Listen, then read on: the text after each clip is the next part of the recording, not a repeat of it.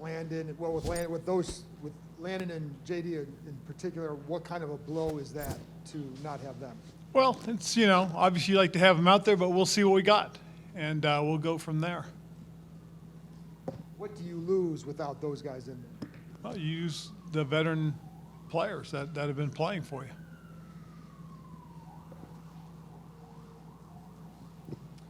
Ron, you were telling us that one of the things that's helped Taylor is the fact that you all have had the running game. I'm just curious, when you look at Las Vegas, they have Josh Jacobs. What are some of the concerns that you all have, like with him, involved with Derek Carr and like their offensive game as well too?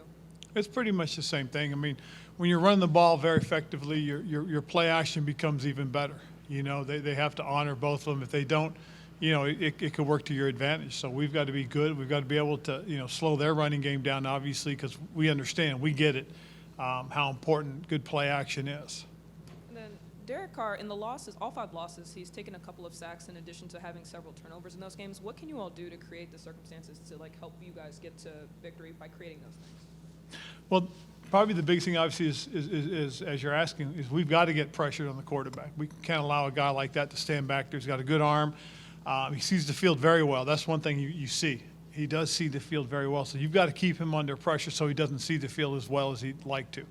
And again, you got to be physical with the receivers. They've got a good group of receivers that are playmakers.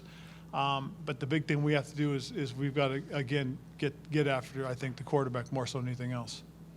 Given Landon's more specialized role lately, can you just use one player to replace him, or is it going to be kind of committee? Can you say it again? I'm sorry, Nick. Given Landon's more kind of specialized role, I guess, can you use one player to kind of fill that void, or is it going to be by committee? It'll be by committee. We have a couple of guys that we're going to rotate in at different situations, circumstances as far as that, and we'll just we'll see how it goes. But I feel comfortable and confident in the guys that we're going to rotate through, and guys will play bigger roles. And what's your level of optimism with Eric Flowers up front? It's pretty good. It's something that obviously you can play with. So we're just trying to get it as fit and comfortable as possible.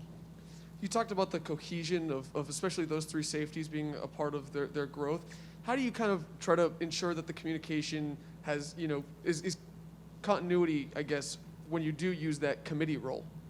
Well, that is obviously one thing that they have to be really good with is communication more so than anything else. What we hope to do is have a couple guys that can roll through and play situational football, know their role, understand their role, and then how important it is to communicate when they're in there. And with the backs, can Jarrett, I know he's a different back than JD, but could he be sort of a similar guy in that role? To a degree.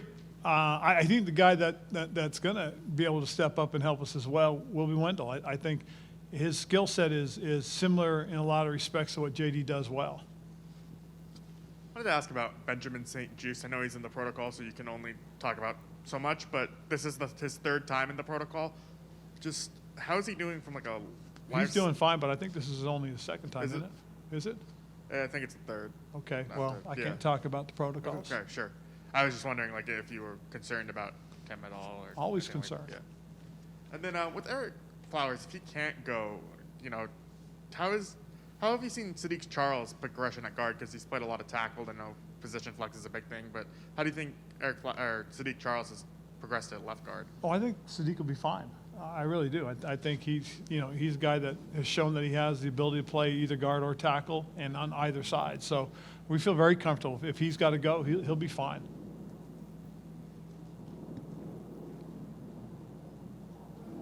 Just Landon, I know you can't go into too many specifics, but is this a long-term injury he's dealing with, or how severe is I it? couldn't tell you. I really couldn't. If for any reason you can't use Eric Flowers, how do you kind of fill the void for a guy like that?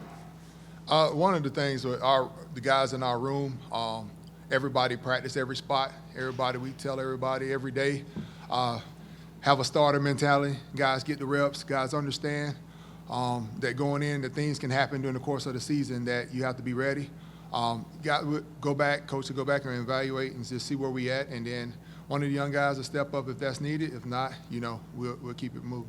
I mean, you guys have been kind of decimated by injuries on the line. What sort of challenge does that pose to you guys as coaches to keep these guys ready and prepared? With our main thing since training camp and when we created this roster is telling those guys, you just don't know when your opportunity is going to present itself, so be ready. And the guys have been in tune. They've been working hard.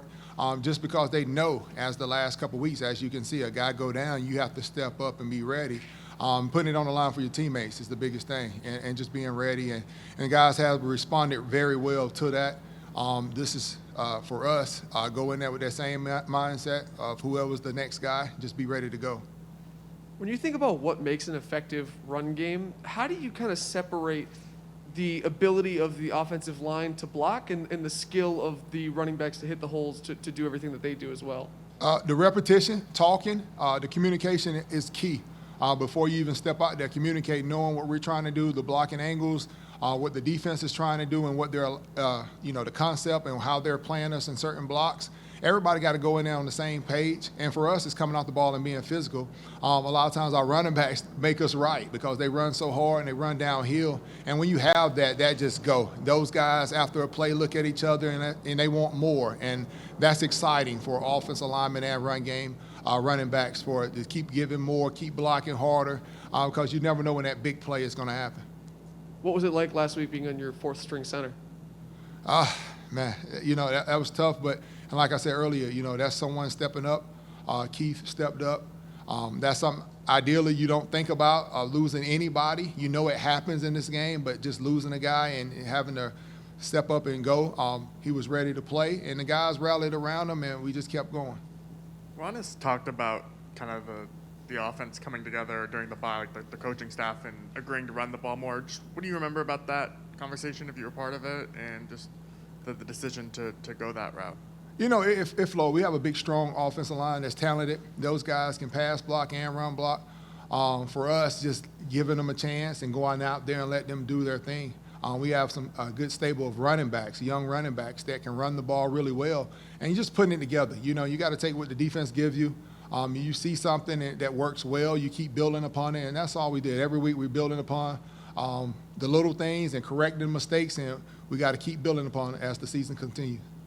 Notice from Scott Turner, sticking with run calls, and what is his, I guess, what's his involvement in the run game and picking your guys' brains to keep calling runs? Scott's a great young OC. He's done a great job of just putting the game plans together, calling the runs, seeing it, having the vision, and he's been on rhythm. It's been remarkable to see him. I sit right behind him in the box. His rhythm, his focus, you can see him putting it together. Great mind for how to attack people, and that's been building. That's been building very well for us. And, we put it together, and we go out there, and the guys go out and perform. Just real quick, what's he like in the box? Huh? What's he like in the box? Oh, it's intense. You see it, and you go, and you ready. You're excited. He's on rhythm, and when he's rolling, he's rolling. So it's very exciting, and it's on us, every position, to do their part to make that play successful. Travelle, you talk about you prepare everybody like they're a starter and all that, but there is a difference with the experience and the game experience and not having it and having it. So what are some little things that maybe you guys do during the weeks to prepare to maybe compensate for that to help them get ready? You talk about the game plans. You go over if adjustments and things like that. You give difficult looks in practice so you can adjust off of it because you don't know how our team is going to play you. But it comes with the veteran leaders who have that experience to really talk with the young guys and really say, okay, we're going to block it like this. And, when guys up there and they talking about it, you may have left too soon. Hey, stay and hang back a little more, or do this, or go and help there. And that's their communication up front that goes along with the preparation of watching film, creating the game plan and going in it, and then being able to answer questions before and after practice. We got a question on something, and going back and look at the film during practice and seeing what works better. But those guys have done a great job of communicating, especially with us losing centers, of just communicating how to get those fits, because that's something you haven't got. You've been getting it with one guy for a long time, and then you get a new guy in there. And just for those guys to get to work those fits out and continue to play fast and physical and just lean on each other, it's been really a big plus for us. And then when you look at Sadiq, Keith, if they have to play, obviously you want to look at what do they do well. So what are some of the strengths that they have that you like that you can build off of? You know, they're very explosive players, you know, young players that's very explosive. The biggest thing for them is getting those fits, being able to fit with, you know, with the guards, or if you're playing tackle, getting that fit, because those guys been with someone for a long time and they understand the footwork that he has. So those guys working together, whether it's a tackle and a guard combo or a center and a guard combo, just getting those fits, understanding we know who to block. Now you got to get the fits and being able to block these guys and reacting to a move that they may do. And just the film study of the older guys taking leadership in our room has really been a big plus for them of how to watch film, what you're looking for. This guy does this well, he may do this on you. And those communication deal is key for us. Travelle, Ron was talking about how John Matsko has the offensive lineman do a book report, basically read a chapter and do a book report on it. I know that you played for him. I guess I'm just curious, what do you feel like players can learn from that exercise? Ron thought that it's particularly helpful, and he's kind of heard some of the reports. But what did you take away from that experience? And generally speaking, like when you guys ask the players, what are you hoping to achieve with that? I just seeing what guys think and how they see things, because we all see things differently. And those reports and those things, they're very helpful because it goes with, it's usually a general or who written a novel or something like that, and we kind of take it and how it applies to us in life and in football. And you can take it and you may not thought of it a certain way, but you know, you hearing the way your teammate, you know, took it in, and it's really helpful. It really opened guys up to really talk and communicate, and that's what our room is based on, that communication. You have to be able to communicate no matter what, and I thought that those exercises that we do, it really helped the guys communicate better. One of the other things, Ron said when he went down to Carolina, John Matsko was at the top of his list for offensive linemen, but he was with Baltimore at the time, and when he was released, obviously he called him in. You've played with him. Why is he so highly sought after? What is it that he's he's able to like bring guys up, like get a fourth center in, and you guys don't skip a beat? Like, just what have you seen from him as a coach over time? Details. Things you just, you know, it's not just blocking this man, of just seeing the concept of what they're trying to do. That way you have a better understanding, okay, he can't do this or he can do this because their defense does this. He has a great memory. He's detail-oriented. Everything you do, he's not going to let you set that, you know, whether your feet is parallel or in an angle, he's going to let you know. Whether you keep your hands, as an older player, when he got to Carolina, when I was there, he would get on me every day about my hands. It's little things I've been doing for 10 years, but he'll nitpick on your hands, how your hands supposed to be, what your body doing. And as a player, you love that because he don't let you slide. You know, he don't let you slip off of it. He's going to be detailed on everybody's technique. It's going to be a certain way, and he's going to hold you accountable to it. And I think that accountability is huge for everybody, because now you hear him on the middle of the field, you know, his voice is in your head of, man, I got to keep my hands up, or something that happened. You can auto-correct better also. I did this, and you look at the picture, I need to do this better.